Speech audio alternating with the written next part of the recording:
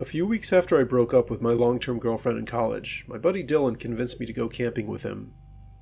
He said being out in nature would help me get over my ex, and told me she wasn't worth feeling sad about. We ended up driving a few hours from campus to this remote campsite in a forest preserve. The last time I'd been camping was with my family years ago, and I was definitely not an experienced outdoorsman. The drive out there was quiet, just the hum of the engine and Dylan's occasional attempts to cheer me up. We made one stop at a small, rundown store off the highway for some last-minute supplies, firewood, snacks, and a couple of cheap flashlights. The clerk behind the counter, an older guy with deep lines etched into his face, gave us a strange look as he rang us up. "You boys headed to the preserve?" he asked, his voice gravelly. "Yeah," Dylan said, tossing a bag of marshmallows onto the counter. "Why?" The clerk hesitated, then leaned in slightly. "Be careful out there. There's been talk of a moose acting real aggressive in that area. Attacked a couple of campers last week. Folks say it's not right. Something's off about it." I felt a flicker of unease, but Dylan just laughed. "A moose? Come on, man. Those things are basically overgrown deer. They're more scared of us than we are of them." The clerk didn't smile. Instead, he just said, "Not this one. Just keep your distance if you see it." I wanted to say something, maybe ask for more details, but Dylan was already heading for the door, calling over his shoulder, "Thanks for the ghost story, Pops." I followed him out, the clerk's warning lingering in my mind like a bad taste. We got to the campsite by late afternoon. It was tucked deep in the forest, surrounded by towering pines and a small, glassy lake that reflected the fading sunlight. No one else was around, just us, the trees, and the distant chirping of birds. We set up our tent near the water, gathered some wood, and got a fire going. For a while, it was nice. We went for a short hike along a trail that looped around the lake, the crisp air and crunch of leaves underfoot almost making me forget the breakup. At one point, Dylan stopped and pointed at the ground. "Check this out." There, in the soft mud, were these huge tracks, deep impressions with cloven hooves. "Moose," he said confidently. "Pretty fresh, too." I swallowed hard, the clerk's words creeping back into my head. "Is that bad?" "Nah," Dylan said, clapping me on the shoulder. "Moose are chill. They don't mess with you unless you mess with them. Relax." I nodded, trying to shake off the unease. The rest of the hike was uneventful, and by the time we got back to camp, the sun had dipped below the horizon, leaving the sky a deep, bruised purple. We sat by the fire, roasting marshmallows and talking about random stuff, college, plans after graduation, anything to keep my mind off her. For the first time in weeks, I actually felt almost normal, but that's when the noises started. It was subtle at first, just a rustling of leaves in the bushes, like the wind moving through the trees. I barely noticed it over the crackling of the fire, but then came a louder sound, a snap of a twig, sharp and deliberate. My head jerked toward the woods. "You hear that?" I whispered. Dylan paused, marshmallow still on his stick. "Yeah, probably a squirrel or something. Don't freak out." But the noises didn't stop. Instead, they got closer, more rustling, then a low, guttural grunt that didn't sound like any squirrel I'd ever heard. My stomach twisted. "That's not a squirrel, man." Dylan grabbed his flashlight, the cheap one from the store, and flicked it on. He swept the beam across the tree line. "Let's see what's out there then." For a second there was nothing, just shadows and branches swaying in the faint breeze. Then the light caught something. Two glowing eyes stared back at us, reflecting the beam like twin mirrors. And above them, a massive rack of antlers. "Oh damn," Dylan breathed. "It's a moose." It was huge, way bigger than I'd imagined. Its fur was dark and matted, its legs thick and powerful, and those antlers looked like they could tear through anything. It just stood there, maybe 30 feet away, watching us. My heart started pounding. "Okay," Dylan said, keeping his voice low. "Stay calm. Don't move too fast. Let's just back up toward the tent." We started inching away from the fire, eyes locked on the moose. It didn't budge at first, just kept staring. Then it took a step forward, then another. The ground seemed to tremble under its weight. "Dylan," I hissed, "it's coming closer." I know, just keep moving, slow and steady." But slow and steady didn't work. The moose let out this deep, rumbling grunt, lowered its head, and charged. "Run!" Dylan yelled. We bolted, adrenaline surging through me. I heard the moose behind us, crashing through the underbrush, its hooves thundering against the earth. It slammed into our campsite, knocking over the chairs and sending sparks flying as it trampled the fire. I risked a glance back and saw it rip into our tent with its antlers, shredding the fabric like it was paper. We dove behind a thick tree, pressing ourselves against the rough bark. My chest heaved, my breath coming in ragged gasps. The moose stopped, snorting loudly, its head swinging side to side as if searching for us. Then it turned and looked right at where we were hiding. "Oh God," I whispered, my voice barely audible. "It knows we're here." "Shut up," Dylan snapped, but I could hear the fear in his voice too. The moose started walking toward us, slow and deliberate, its massive silhouette blocking out the moonlight. Each step made the ground shake, each snort sent a plume of steam into the cold air. I could smell it now, wet fur and something sharp, almost metallic. It stopped maybe 10 feet away, close enough that I could see the muscles rippling under its hide, the wild glint in its eyes. Then it charged again. "Go!" Dylan shouted, and we scrambled out from behind the tree, running deeper into the woods. Branches clawed at my face, roots tripped me up, but I kept going, the moose right behind us. I could hear it, grunting, crashing, and gaining. My legs burned and my lungs screamed, but stopping wasn't an option.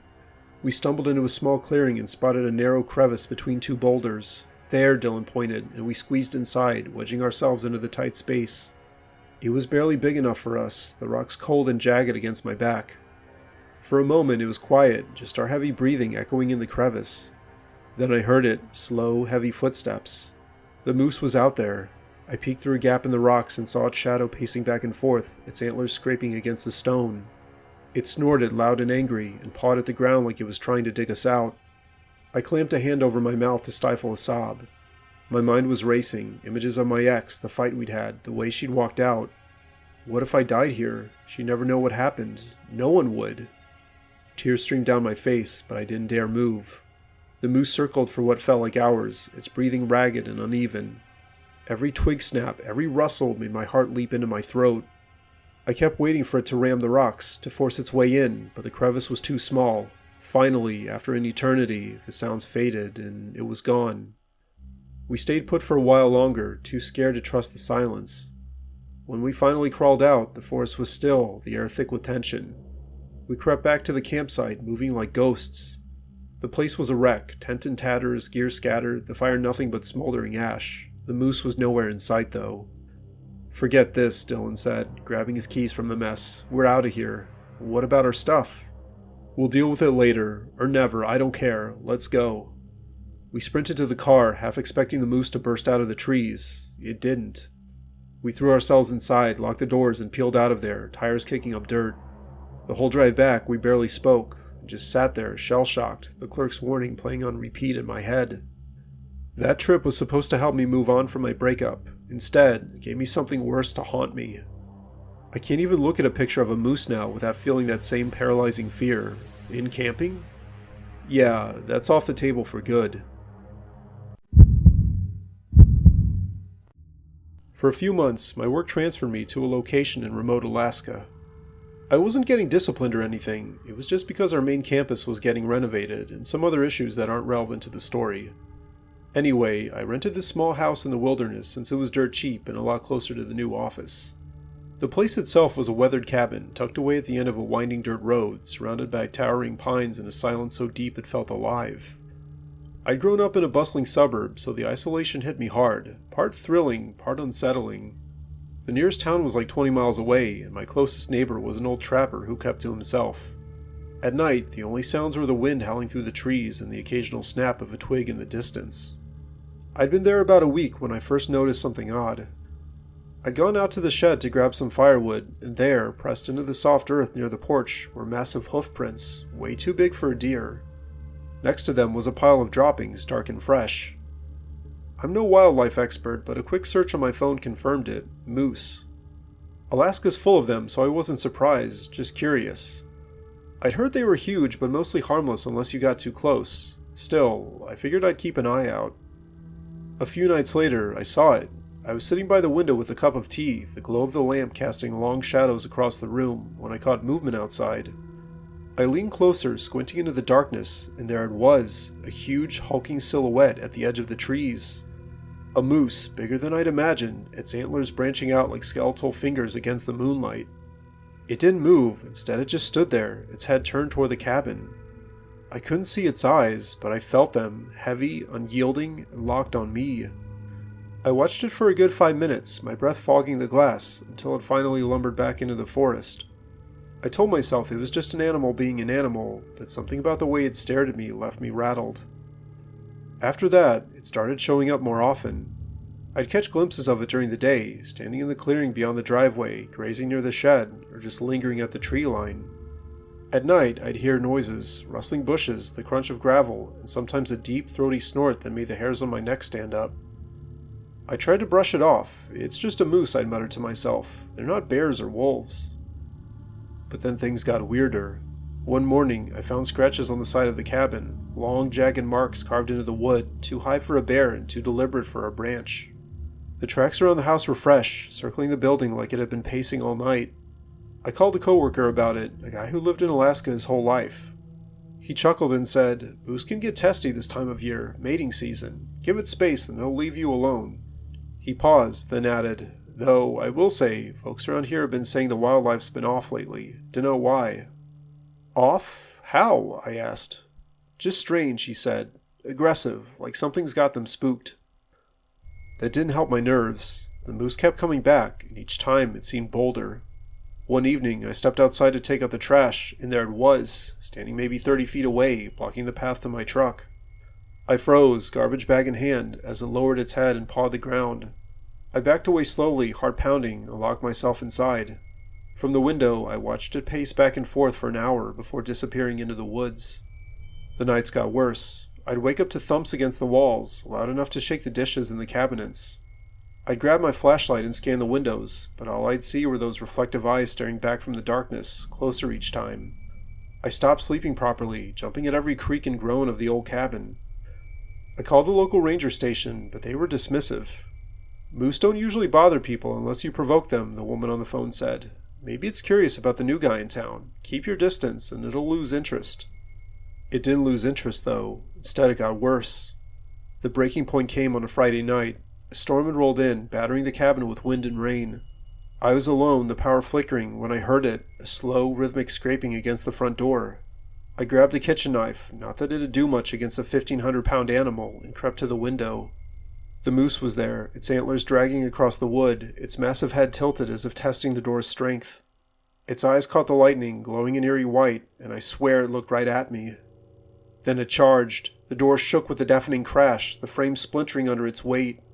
I yelled, stumbling back as it hit again, the wood groaning. One more slam, and the door burst inward, hinges snapping like twigs. The moose forced its head through, antlers tangling in the wreckage, its breath steaming in the cold air. It thrashed, hooves slamming the floor, and I bolted for the back door. I didn't stop to think. I ran into the storm, rain soaking me instantly, the wind howling in my ears. Behind me, I heard the moose bellow, a sound that cut through the thunder like a primal scream. I tripped over roots, scrambling through mud, and kept running until I hit the main road. A trucker picked me up, his headlights catching my drenched, wild-eyed figure. I must have looked insane, ranting about a moose breaking into my house, but he drove me to the sheriff's station without a word. When the deputies checked the cabin the next morning, the moose was gone. The front door was obliterated, the interior trashed, claw marks on the walls, furniture toppled, glass shattered. They found tracks leading into the forest, but the rain had washed most of them away. "Probably spooked by the storm," one of them said. "Moose can get crazy when they're riled up." I didn't buy it, though. That wasn't just a spooked animal. It had hunted me and fixated on me, like I'd crossed some line I didn't understand. I packed my stuff and left the cabin that day, crashing at a motel in town until my transfer ended. I'm back home now, far from Alaska, but I still hear it sometimes, the thud of heavy footsteps and the low grunt in the dark. I tell myself it's my imagination, that I'm safe, but late at night, when the house is quiet, I can't help but glance at the windows. I always half expect to see those glowing eyes staring back. Back in 5th grade, each of us had to do a presentation on an animal, and I picked a moose. I'm not even sure why, but for some reason, I thought it was hilarious. I stood up in front of the class with my poorly drawn poster, cracking jokes about how moose look like nature's mistake, those long, spindly legs, the goofy snout, and antlers that seemed too big for their own good. My classmates laughed and I got a decent grade, and that was that. Just a dumb kid memory, or so I thought. Fast forward to last fall. I was 17, and my uncle invited me to join him on a hunting trip in Vermont. He's the outdoorsy type, always talking about the thrill of the wild and the peace of the forest. I wasn't much for hunting, but I figured it'd be a cool way to spend a weekend. We drove up to this remote cabin he owned, miles from anything resembling civilization. No neighbors, no signal, just trees stretching endlessly in every direction. "Moose territory," he'd said with a grin. I smirked, remembering my old presentation. "Hope they don't hold grudges," I joked. He didn't laugh. The first day was uneventful. We hiked out at dawn, rifle slung over our shoulders, tracking deer. Uncle Mike was in his element, pointing out signs of wildlife, broken branches, and faint prints. Around midday, we found something else, a set of massive tracks pressed deep into the muddy trail. "Moose," he said, kneeling to inspect them. "Big bull, too. Look at the size of these." I nodded, half interested. "They're just oversized deer, right? Clumsy and slow?" He gave me a look I couldn't quite read. "Don't be so sure. They're tougher than they look, and stubborn. You don't want one mad at you." We kept moving, but I started noticing things after that. Little stuff at first. A snapped twig here, a rustle in the bushes there. The forest felt heavier, like it was holding its breath. By late afternoon, we'd bagged a small buck and were hauling it back to the cabin. The sun was dipping low, painting the woods in shades of orange and shadow. That's when I saw it. Across a clearing, maybe 50 yards away, stood a moose. It was huge, bigger than I'd imagined from my 5th grade pictures. Its antlers were a tangled crown, its coat dark and shaggy. It didn't move and didn't make a sound. Instead, it just stood there, staring at us, and at me. "Uncle Mike," I whispered, nudging him. He followed my gaze and tensed. "Keep walking," he muttered. "Don't stare back." But I couldn't help it. There was something about its eyes, black and unblinking, locked on mine. We made it back to the cabin without incident, but that night, I couldn't shake the image. I told myself it was nothing, just an animal being curious. Moose don't care about people, right? I was wrong. That night, I woke up to a sound, a low, guttural bellow like a foghorn mixed with a growl. It was close, too close. I bolted upright, heart hammering. The cabin was pitch black, save for the faint glow of embers in the fireplace. Uncle Mike was still snoring in the next room. I grabbed my phone, using its light to peek out the window. There it was, the moose, standing just beyond the porch, its silhouette massive against the moonlight. Its head was lowered, antlers scraping the ground, and those eyes, those damn eyes, they were fixed on the cabin and on me. I ducked down, breath shallow. "It's just a moose," I told myself. "It'll wander off."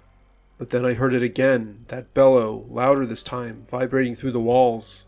The floor creaked as I crept to Uncle Mike's room. "Wake up," I hissed, shaking him. "There's a moose outside, and it's acting weird." He grumbled awake, grabbing his rifle. We peered out together, and sure enough, it was still there, pacing now, its hooves thudding against the earth. "That's not normal," he said, voice low. "Moose don't hang around like that." "Maybe it smells the deer we brought back?" I suggested it, clinging to the logic. "Maybe," he said, but he didn't sound convinced. We watched the moose for an hour, waiting for it to leave, but it didn't. It just kept pacing, grunting, and staring. By dawn, it finally melted back into the trees, leaving us rattled but unharmed. The next day, we decided to cut the trip short. Neither of us said it out loud, but we both felt it. Something was off. As we packed the truck, I kept scanning the tree line, expecting to see it again. We were almost ready to go when Uncle Mike froze. "Look," he said, pointing. There, carved into the dirt near the cabin, were fresh moose tracks, circling the entire building. They overlapped, like it had been walking laps around us all night. My stomach twisted. "It was watching us," I said, barely above a whisper. Uncle Mike didn't answer. Instead, he just threw the last bag in the truck and started the engine. We drove out of there fast, the forest shrinking in the rearview mirror. I tried to laugh it off and chalk it up to an overactive imagination. But then, a week later, I found something that stopped me cold. I was digging through some old boxes, looking for a charger, when I pulled out my 5th grade presentation. The poster was still there, faded and creased, with my stupid moose drawing and scribbled facts. One line jumped out at me, written in my messy kid handwriting. "Moose can recognize people in places they've seen before, even years later." I stared at it, a chill crawling up my spine. It was impossible, crazy even. There's no way that moose could have known me, no way it could have remembered some dumb kid who mocked it in a classroom years ago. But those eyes, and that relentless stare, it felt personal. Now, I can't go near the woods without feeling watched. Every rustle, every shadow, it's like it's still out there, waiting for me to step back into its world.